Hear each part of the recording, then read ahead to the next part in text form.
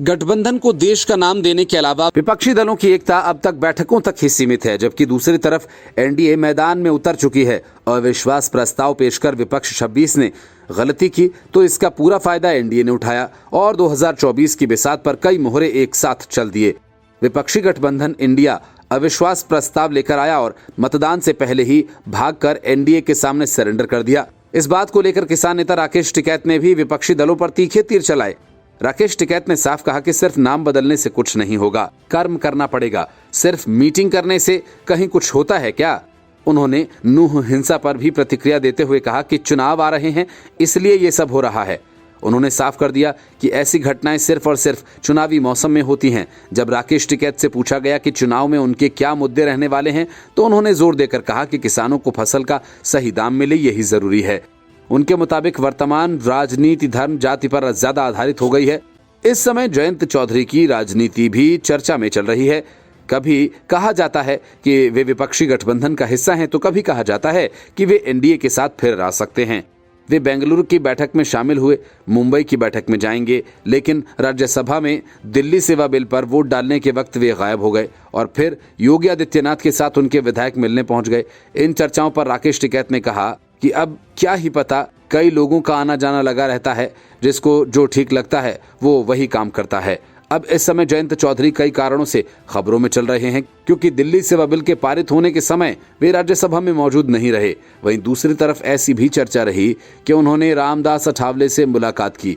ये अलग बात है कि आरएलडी ने उन तमाम अटकलों को सिरे से खारिज कर दिया जो जोर देकर कह रहे थे कि वे विपक्षी गठबंधन का ही हिस्सा हैं। इसके अलावा ये भी बताया गया कि मुंबई में होने वाली विपक्ष की अगली बैठक में जयंत भी शामिल होने जा रहे हैं। Bureau report, news of India. Congress ने कर्नाटक में जो खेल किया था उसी को अब मध्य प्रदेश में दोहराने की कोशिश की जा रही है, लेकिन कांग्रेस के कदम बढ़ते ही मुंह की खानी पड़ी और प्रियंका गांधी वाड्रा की फर्जी चिट्ठी ट्वीट करने के मामले में वो फंस गईं।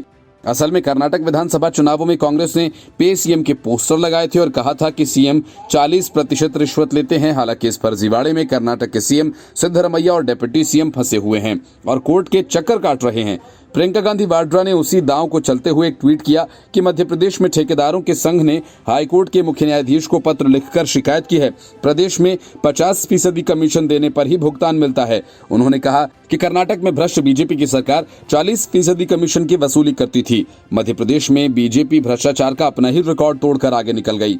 प्रियंका ने लिखा कि कर्नाटक की जनता ने 40% कमीशन वाली सरकार को बाहर किया। अब मध्य प्रदेश की जनता 50% कमीशन वाली भाजपा सरकार को सत्ता से हटाएगी। प्रियंका गांधी के इस ट्वीट पर बीजेपी ने कांग्रेस को घेरा। कांग्रेस पर आरोप लगाते हुए बीजेपी ने कहा कि इस फर्जी चिट्ठी के दम पर मध्य प्रदेश सरकार को बदनाम करने की साजिश की जा रही है। बीजेपी ने कहा कि प्रियंका के खिलाफ इंदौर सहित भोपाल और जबलपुर में मामला दर्ज किया जाएगा। कल वायरल हुई इस चिट्ठी में आरोप लगाया गया कि ठेकेदारों से 50% कमीशन मांगा जा रहा है। पूर्व मंत्री और विधायक पीसी शर्मा ने कहा कि ये चिट्ठी सच्चाई है जो सामने आई है। आप प्रियंका से लेकर सभी कांग्रेसियों पर एफआईआर दर्ज कीजिए। पीसीसी चीफ कमलनाथ ने भी बीजेपी पर 50% कमीशन की सरकार होने का आरोप लगाते हुए कहा कि भाजपाइयों के दिलो दिमाग में कमलनाथ के अलावा और कुछ नहीं। उन्होंने कहा कि सोशल मीडिया अकाउंट ट्विटर पर लिखा गया कि भाजपाई आजकल मेरी आस्था और विश्वास की ज्यादा चिंता करते हैं। नए नए शब्द गढ़ रहे हैं, चुनावी पूजा, चुनावी भक्ति, पॉलिटिकल पाखंड और कमलनाथ का तिलिस्म तोड़ने का दंभ भर रहे हैं। उन्होंने लिखा कि भाजपाइयों के दिलो दिमाग में कमलनाथ के अलावा कुछ नहीं आता। सरकार, उसके नुमाइंदे और भाजपाई मेरा नाम जपना छोड़ दें, जनता का नाम जपें, जनता की भक्ति करें। देश की जनता ही जनार्दन है। Bureau report, news of India. Lok Sabha से अधीर रंजन चौधरी को अमर्यादित टिप्पणी करने के कारण निलंबित कर दिया गया, तो निलंबन से नाराज कांग्रेस सुप्रीम कोर्ट जाने की तैयारी करने लगी। अरविंद केजरीवाल की सियासी दुकान कोर्ट के सहारे ही चलती रही है, तो वे मौका कहां चूकेंगे। राघव चड्ढा भी सुप्रीम कोर्ट जाने की राह पकड़ने की तैयारी में हैं। पीछे पीछे संजय सिंह भी कोर्ट जा सकते हैं। मतलब कि संसद में उत्पात मचाने के बाद कांग्रेस और आम आदमी पार्टी दोनों सुप्रीम कोर्ट में कानून खेलने की तैयारी में हैं। बड़ी बात ये कि जिस तर्क को राघव चड्ढा अपने बचाव में दे रहे थे, वही तर्क और प्रेस कॉन्फ्रेंस उनके निलंबन का कारण बन गया। अधीर रंजन के निलंबन के बाद लोकसभा में मॉनसून सत्र के आखिरी दिन विपक्षी गठबंधन के सांसदों ने हंगामा मचाया और सदन से वॉकआउट किया। अधीर रंजन चौधरी ने कहा कि ये एक नई घटना है जिसे हमने संसद में अपने करियर में पहले कभी अनुभव नहीं किया। ये विपक्ष की आवाज को दबाने के लिए सत्तारूढ़ दल की तरफ से जानबूझकर की गई एक योजना है। ये संसदीय लोकतंत्र की भावना को कमजोर कर देगा। कांग्रेस के मनीष तिवारी ने कहा था कि वे अधीर रंजन के निलंबन पर सुप्रीम कोर्ट का दरवाजा खटखटाएंगे। इस बयान के आधार पर पूछे गए सवाल पर अधीर रंजन चौधरी ने कहा कि अगर जरूरत पड़ी तो मैं सुप्रीम कोर्ट जाऊंगा। राज्यसभा में विपक्ष के नेता मल्लिकार्जुन खड़गे ने अधीर रंजन चौधरी का बचाव किया। खड़गे ने कहा कि प्रधानमंत्री के लिए नीरव मोदी शब्द का इस्तेमाल कर उनकी पार्टी के नेता अधीर रंजन चौधरी का लोकसभा से निलंबन सही नहीं है, क्योंकि नीरव का मतलब शांत होता है। बता दें कि लोकसभा में अविश्वास प्रस्ताव पर हुई चर्चा के दौरान चौधरी द्वारा प्रधानमंत्री नरेंद्र मोदी को लेकर दी गई कुछ टिप्पणियां और उसके आचरण के कारण उन्हें सदन से निलंबित कर दिया गया था और उनके खिलाफ इस मामले की जांच के लिए विशेषाधिकार समिति के पास भेज दिया गया। इसके पहले राघव चड्ढा को राज्यसभा से सस्पेंड किया गया। राघव को विशेषाधिकार समिति का फैसला आने तक राज्यसभा से निलंबित किया गया। राघव पर मिसबिहेव का आरोप लगा। बड़ी बात यह कि राघव ने प्रेस कॉन्फ्रेंस की थी और इसी को आधार बनाकर राघव चड्ढा को सस्पेंड किया गया। असल में जब मामला प्रिविलेज कमेटी के पास है तो मीडिया में खुद को डिफेंड करना नियमों का उल्लंघन माना गया। राघव चड्ढा के सस्पेंशन को लेकर आम आदमी पार्टी का कहना है कि राज्यसभा में सदन के नेता पीयूष गोयल ने विशेषाधिकार समिति द्वारा रिपोर्ट प्रस्तुत किए जाने तक राघव चड्ढा को सस्पेंड करने का प्रस्ताव पेश किया। ये सस्पेंशन इस वजह से हुआ क्योंकि कल राघव चड्ढा ने प्रेस कॉन्फ्रेंस कर कथित उल्लंघन मामले में अपना बचाव किया था। पीयूष गोयल के सस्पेंशन पर प्रस्ताव या विशेषाधिकार समिति द्वारा दिए गए नोटिस में कहीं भी जालसाजी या नकली हस्ताक्षर, फर्जीवाड़ा जैसे शब्दों का जिक्र नहीं है। हालांकि सदन के नेता ने सस्पेंशन प्रस्ताव में 10 अगस्त 2023 को राघव द्वारा की गई प्रेस कॉन्फ्रेंस का जिक्र किया। साथ ही सहमति की प्रक्रिया को समझाने के लिए जन्मदिन के निमंत्रण का उदाहरण करने वाला उदाहरण भी मेंशन किया। आम आदमी पार्टी ने राघव चड्ढा के खिलाफ कार्रवाई को साजिश बताया। आपका कहना है कि एक युवा और प्रभावी सांसद राघव चड्ढा की प्रतिष्ठा को धूमिल करने के लिए उसके खिलाफ भाजपा ये साजिश चला रही है, जिसकी पार्टी निंदा करती है। Bureau report, news of India. देश में लोकसभा चुनाव की तैयारियों में सारी पार्टियां जुट गई हैं, लेकिन इन सब के बीच उत्तर प्रदेश विधानसभा में एक मामले की रिपोर्ट 43 साल बाद सदन में पेश की गई तो सियासत गर्मा गई। वजह ये कि इस रिपोर्ट का असर सिर्फ उत्तर प्रदेश ही नहीं बल्कि पूरे देश की सियासत पर देखने को मिलेगा और माना जा रहा है कि चुनावों में इस रिपोर्ट को लेकर सियासत तेज होगी। असल में विधानसभा में 1980 में हुए मुरादाबाद के दंगों पर न्यायिक आयोग की रिपोर्ट पेश की गई है। इस रिपोर्ट में बीजेपी और आरएसएस को क्लीन चिट दे दी गई है। जाहिर है कि भारतीय जनता पार्टी और आरएसएस यानी राष्ट्रीय स्वयंसेवक संघ पर दंगा फैलाने के आरोप पर लगा रही विपक्ष को इससे तगड़ा झटका लगेगा और इसी वजह से समाजवादी पार्टी सहित विपक्षी दलों ने जांच रिपोर्ट को करीब 4 दशक के बाद विधानसभा में पेश किए जाने पर बीजेपी की मंशा पर सवाल उठाए हैं। अखिलेश यादव ने जांच रिपोर्ट सदन में पेश किए जाने के सवाल पर कहा कि चुनाव आ रहे हैं, अब इस तरह की रिपोर्ट्स आती रहेंगी। शिवपाल सिंह यादव ने बीजेपी पर आरोप लगाते हुए कहा कि सरकार चाहे कोई भी रिपोर्ट पेश करे, आज जो सत्ता में है वह कोई भी रिपोर्ट बनाकर भेज सकते हैं। हम जानते हैं जब वो कांड हुआ था तो उसे करने वाले लोग आज सत्ता में बैठे हैं। कांग्रेस के पीएल पुनिया ने भारतीय जनता पार्टी सरकार द्वारा मुरादाबाद जांच के रिपोर्ट सदन में पेश करने के समय पर भी सवाल उठाते हुए कहा कि बीजेपी ने आगामी लोकसभा चुनाव में फायदा लेने के लिए इस रिपोर्ट को सदन में रखा है। बीजेपी और आरएसएस को क्लीन चिट के साथ ही ये भी कहा गया कि पुलिस ने दंगाइयों पर आत्मरक्षा में गोलियां चलाई थी। उप मुख्यमंत्री केशव प्रसाद मौर्य ने मुरादाबाद दंगों की जांच रिपोर्ट सदन में पेश किए जाने के बारे में कहा कि रिपोर्ट से मुरादाबाद के दंगों का सच प्रदेश और देश की जनता के सामने आ जाएगा। उन्होंने कहा कि ये सच्चाई सामने आनी चाहिए। दंगे कौन कराता है, दंगाइयों का संरक्षण कौन करता है और दंगाइयों के खिलाफ कार्रवाई कौन करता है। Bureau report, news of India.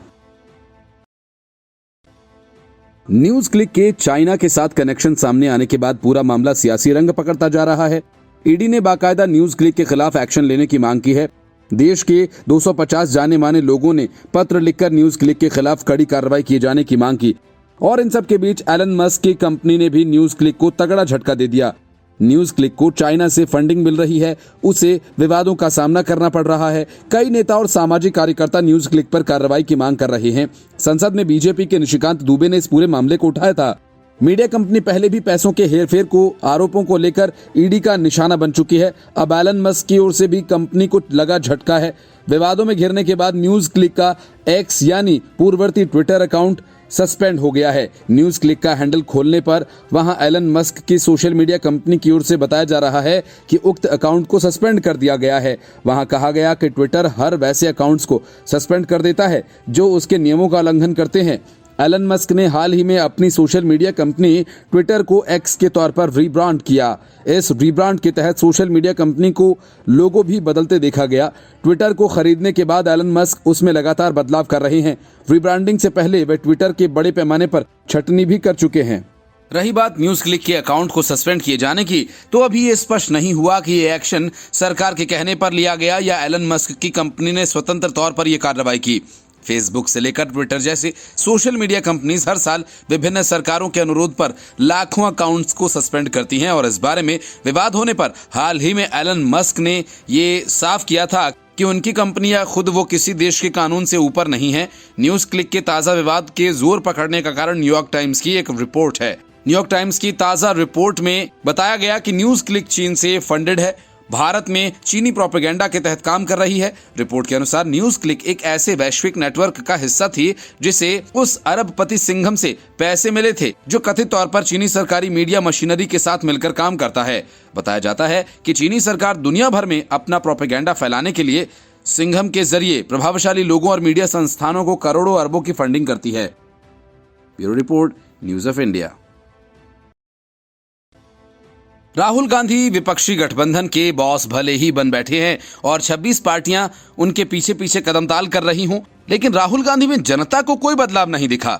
मामला संसद में उनके भाषण का हो, मणिपुर में सेना भेजे जाने की मांग हो, भारत माता की हत्या की बात हो या फिर संसद में किए गए उनके अभद्र आचरण की, जनता ने हर कहीं राहुल गांधी को बुरी तरह से नकार दिया है। एक सर्वे में बताया गया कि देश की 56% आबादी ने राहुल गांधी के भाषण, उनकी मांग और आचरण को पसंद नहीं किया। बावजूद इसके राहुल गांधी ने प्रेस कॉन्फ्रेंस का एक बार फिर मणिपुर को सेना के हवाले किए जाने की मांग कर डाली। असम के मुख्यमंत्री हिमंता बिस्वा शर्मा के बाद रविशंकर प्रसाद ने राहुल गांधी को अपने रडार पर लिया। उन्होंने कहा कि कांग्रेस नेता ने सदन में कहा कि मणिपुर में भारत मां की हत्या हो रही है, वह दो समुदायों को भड़का रहे हैं, उन्हें देश की राजनीति की समझ नहीं है। रविशंकर ने कहा कि राहुल गांधी ने सदन में कहा कि उनका बयान लोगों को उकसाने वाला था। राहुल गांधी ने कहा कि सेना 2 दिन में स्थिति को कंट्रोल कर सकती है, वह चाहते हैं कि सेना भारतीय नागरिकों की हत्या करे। रविशंकर प्रसाद ने कहा कि राहुल गांधी न देश समझते हैं न देश की राजनीति, उनकी सोच में कहीं भी लोकतांत्रिक सोच नहीं है। उन्होंने कहा वहां मणिपुर में तनाव है, ये सच्चाई है, लेकिन वह आज से नहीं, उसका एक इतिहास है। वहां कितने लोग मारे गए इसके बारे में केंद्रीय मंत्री अमित शाह पहले भी बता चुके हैं। उन्होंने कहा कि संसद विपक्ष और सत्ता पक्ष दोनों के लिए है। सदन में विपक्ष को अपनी बात कहनी चाहिए और सरकार की बात सुननी चाहिए। बीजेपी नेता ने कहा कि ऐसा नहीं होना चाहिए। विपक्ष सदन को रोके, स्पीकर के पास आकर हल्ला करे, बोलने न दे, फिर कहे हमें बोलने नहीं दिया जाता। बीजेपी नेता ने कहा कि आप दूसरों को सुनेंगे नहीं, प्रधानमंत्री को बोलते समय टोकेंगे और फिर सदन से चले जाएंगे और फिर कहेंगे हमें बोलने नहीं दिया जाता। ये कोई नई बात नहीं है। पिछले सत्र में भी राष्ट्रपति के अभिभाषण के बाद होने वाले धन्यवाद प्रस्ताव पर भी पीएम को बोलने नहीं दिया गया था। Bureau report, news of India. विपक्षी दलों की तरफ से संसद में अविश्वास प्रस्ताव पेश किया गया, लेकिन ऐसा पहली बार हुआ कि जिस विपक्षी 26 ने अविश्वास प्रस्ताव पेश किया वही मतदान में भाग लेने की जगह सदन से वॉकआउट कर गया। अविश्वास प्रस्ताव पेश किए जाने के पहले से ही ये तय था कि प्रस्ताव गिर जाएगा और इसी बात पर डेमोक्रेटिक प्रोग्रेसिव आजाद पार्टी के चीफ गुलाम नबी आजाद ने विपक्षी दलों को घेरा।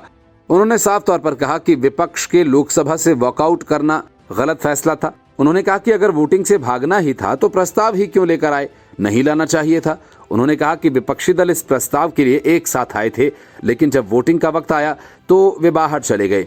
हर कोई जानता है कि सदन में भाजपा का बहुमत है, लेकिन अगर उन्हें भागना ही है तो अविश्वास प्रस्ताव बुलाने का क्या मतलब है। उन्होंने सही काम नहीं किया। उन्होंने कहा कि जब मुझे पता चला कि वॉकआउट हुआ है, ये सुनकर बड़ी मायूसी हुई। ऐसा इसलिए क्योंकि पिछले 2-4 महीनों से एक ही मुद्दे पर सभी एक हुए थे, लेकिन वोट ऑफ नो कॉन्फिडेंस की बात आई तो फिर छोड़ दिया। उन्होंने कहा कि एनडीए से अलग सदन में भाजपा की अपनी खुद की बहुमत है। अगर भागना ही था तो अविश्वास प्रस्ताव नहीं लाना चाहिए था, अगर लाए थे तो वोट डालना चाहिए था। 1963 में प्रजा सोशलिस्ट पार्टी के नेता जेबी कृपलानी ने लोकसभा में पहला अविश्वास प्रस्ताव पेश किया था। हालांकि वोटिंग में पीएम जवाहरलाल नेहरू की सरकार बहुमत हासिल करने में पूरी तरह से कामयाब रही थी। आचार्य कृपलानी ने इस अविश्वास प्रस्ताव को पेश करते हुए कहा था कि मेरे लिए ये बेहद दुख की बात है। मुझे ऐसी सरकार के खिलाफ अविश्वास प्रस्ताव लाना पड़ रहा है जिस सरकार में मेरे 30 साल पुराने कई दोस्त शामिल हैं। इसके बावजूद अपने कर्तव्य और अंतरात्मा की आवाज़ पर सरकार की जवाबदेही के लिए मैं प्रस्ताव ला रहा हूं। इसके जवाब में जवाहरलाल नेहरू ने कहा था कि इस तरह के प्रस्ताव के जरिए सरकारों का समय समय पर परीक्षण किया जाना अच्छा है, खासकर तब जब सरकार गिराने की कोई संभावना ही न हो। अविश्वास प्रस्ताव के दौरान सभी दलों के सांसद राज्य या देश से जुड़े सवाल पूछते हैं, सरकार को इसका जवाब देना पड़ता है। 2018 में टीडीपी के सांसदों ने आंध्र प्रदेश से जुड़े मुद्दों पर सवाल पूछे थे। मोदी सरकार के खिलाफ विपक्षी दलों का लाया गया अविश्वास प्रस्ताव 10 अगस्त को गिरा दिया गया। प्रधानमंत्री नरेंद्र मोदी ने अंत में अविश्वास प्रस्ताव पर जवाब दिया। मोदी ने 2 घंटे 12 मिनट का भाषण दिया जिसमें वे मणिपुर पर भी बोले। बड़ी बात यह कि जब प्रधानमंत्री ने मणिपुर पर बात शुरू की उसके पहले ही विपक्ष सदन से वॉकआउट कर चुका था। पीएम ने यह भी कहा कि यूपीए को लगता है कि देश के नाम का इस्तेमाल कर विश्वसनीयता बढ़ाई जा सकती है। ये इंडिया गठबंधन नहीं, ये घमंडिया गठबंधन है। इसकी बारात में हर कोई दूल्हा बनना चाहता है, सबको ही प्रधानमंत्री बनना है। The report, news of India. दफा 302 ताज़ीरात हिंद के तहत मुल्जिम को सजाए मौत दी जाती है। हिंदी फिल्मों में अदालत में जज को ये कहते लोगों ने कई बार सुना होगा, लेकिन फिल्मों में अदालतें दिखेंगी, जज फैसला भी सुनाएंगे, लेकिन दफा 302 नहीं होगी। ऐसे ही धोखा देने वालों को लोग आमतौर पर 420 कह देते थे, लेकिन अब कोई किसी को 420 नहीं कहेगा, क्योंकि दफा 302 और 420 अब भारतीय दंड संहिता से गायब हो गई है। अब 420 को भारतीय न्याय संहिता 2023 की धारा 316 के रूप में सूचीबद्ध किया जाएगा। यही नहीं, अब कहीं धारा 144 नहीं लगेगी। अमित शाह ने 163 साल से चले आ रहे पुराने कानून को बदलने की तैयारी कर ली है। गृह मंत्री अमित शाह ने संसद में कानून बदलने से जुड़े 3 बिल पेश किए। ये बिल केवल 420 तक सीमित नहीं है, बल्कि हत्या की धारा 302 को भी बदलने का प्रस्ताव रखा गया है। अब इसे बदलकर कानून की धारा 101 किए जाने का प्रस्ताव रखा गया है। वहीं धारा 144 को बदलकर 187 किया जाएगा। सरकार कानून में बदलाव करने के लिए इंडियन पिनल कोड यानी आईपीसी की संबंधित धाराओं का संदर्भ देगी। पिछले कुछ सालों में आईपीसी में कई नई धाराएं जोड़ी गई हैं। इससे कई बार स्थिति साफ नहीं हो पाती थी। ऐसे में कानून को आज के समय के हिसाब से सही और स्पष्ट बनाने की कोशिश सरकार के द्वारा की गई है। सूत्रों का ये कहना है कि समय समय पर निर्भया बलात्कार मामले जैसी गंभीर वारदातों और अदालती फैसलों के कारण 3 प्रमुख आपराधिक कानूनों में संशोधन हुए हैं, लेकिन जब बदलाव किए गए तो वे कई टुकड़ों में थे। भारतीय न्याय संहिता में आईपीसी की 511 धाराओं के बजाय 356 धाराएं होंगी, जिनमें से 175 में संशोधन किया जाएगा। सरकार ने ये 8 नए खंड जोड़े हैं और 22 को निरस्त कर दिया है। लगभग 40 साल पुरानी दंड संहिता, प्रक्रिया संहिता, सीआरपीसी की जगह भारतीय नागरिक सुरक्षा संहिता और भारतीय साक्ष्य अधिनियम की जगह भारतीय साक्ष्य अधिनियम में की और अधिक धाराएं होंगी और इन्हें अधिक प्रासंगिक बनाया गया है। अमित शाह ने कहा कि अंग्रेजों के जमाने के आपराधिक कानून अब बदले जाएंगे। इनमें भारतीय नागरिक सुरक्षा संहिता 2023 सहित भारतीय न्याय संहिता 2023 और भारतीय साक्ष्य विधेयक 2023 शामिल हैं। इसके अलावा मॉब लिंचिंग के लिए नया कानून बनाया जाएगा। केंद्र मॉब लिंचिंग के मामलों में मौत की सजा का प्रावधान भी करेगा। साथ ही राजद्रोह कानून को पूरी तरह से खत्म किया जाएगा। अमित शाह ने कहा कि आज मैं जो 3 विधेयक एक साथ लेकर आया हूँ, इसमें Indian penal code, criminal procedure code और इंडियन एविडेंस कोड है। साथ ही नाबालिग से रेप पर भी मौत की सजा का प्रावधान रखा गया है। नए कानूनों में महिलाओं और बच्चों के खिलाफ हुए अपराधों में सजा को प्राथमिकता दी गई है। साल 2027 से पहले देश की सभी कोर्ट्स को कंप्यूटराइज करेंगे। किसी को भी गिरफ्तार करने पर उसके परिवार वालों को सबसे पहले जानकारी दी जाएगी। मोदी सरकार की तरफ से इंडियन क्रिमिनल लॉ में बड़े बदलाव करने की दिशा में उठाए गए कदम, इससे देश को गुलामी की सभी पुरानी निशानियों से छुटकारा मिलेगा। 7 साल से ज्यादा की सजा वाले मामलों में फॉरेंसिक टीम की तरफ से सबूत जुटाए जाएंगे। देश छोड़कर भागने वाले अपराधियों की अनुपस्थिति में कानूनी प्रक्रिया में पूरी तरह से दोषी करार देने का प्रावधान होगा। अब कोर्ट को सुनवाई को पूरा होने के 30 दिन के बाद किसी भी सूरत में फैसला सुनाना ही होगा। तलाशी जब्ती को लेकर अब वीडियो बनाना अनिवार्य होगा। गुनाह किसी भी इलाके में हुआ हो, लेकिन एफआईआर देश के किसी भी हिस्से में दर्ज की जा सकेगी। 90 दिन के अंदर चार्जशीट दाखिल करनी होगी। 180 दिन के अंदर हर हाल में जांच समाप्त की जाएगी। लव जिहाद पर कार्रवाई के लिए पहचान बदलकर यौन शोषण करने वाले को सजा का प्रावधान होगा। Bureau report, news of India.